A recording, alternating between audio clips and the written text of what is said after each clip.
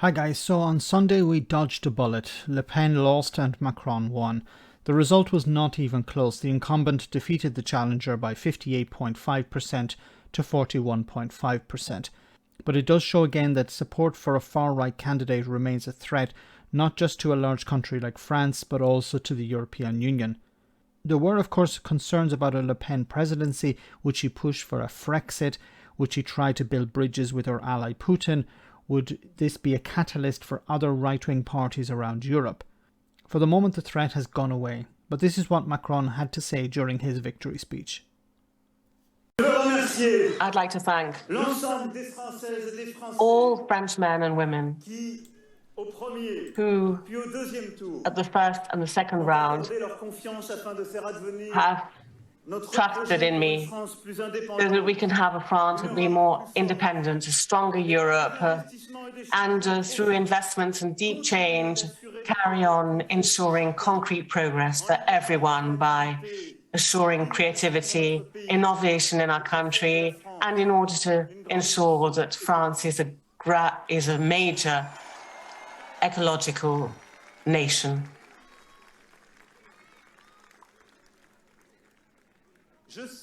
I also know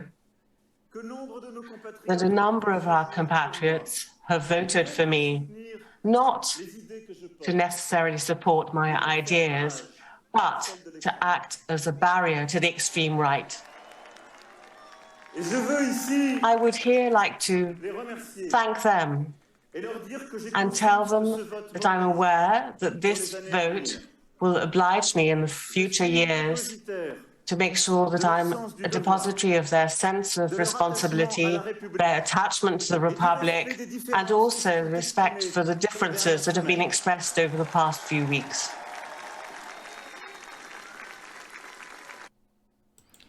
Now, I think this was an interesting speech, and the fact that he acknowledged that many people voted for him, not because they like him, but they didn't like Le Pen. And this has happened throughout French presidential elections. The second round, people rally to the non-far right candidate. Now, I think going forward, Macron and his party need to build a coalition, because we can't have a situation the next time round where Le Pen or maybe her daughter is going to take over, and this constant threat, which is growing. There's a significant number of people in France that came out and voted for Le Pen. It's not something to forget about. It's not, okay, she has been defeated, she'll go away and we won't hear from her ever again. She'll be back. And if it's not her, it'll be one of her descendants. I think her daughter is planning something. But I think the centre in France needs to build a coalition with the left.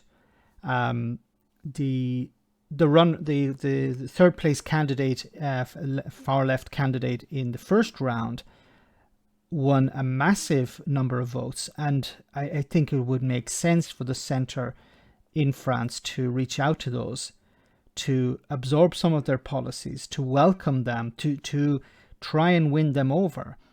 And I think it's possible. But you need to present them with something. You can't continue to rely on this, okay, it's me or the far right. Come out and vote against the far right. Because yes, it has worked before. It has worked this time. But it's a risky game.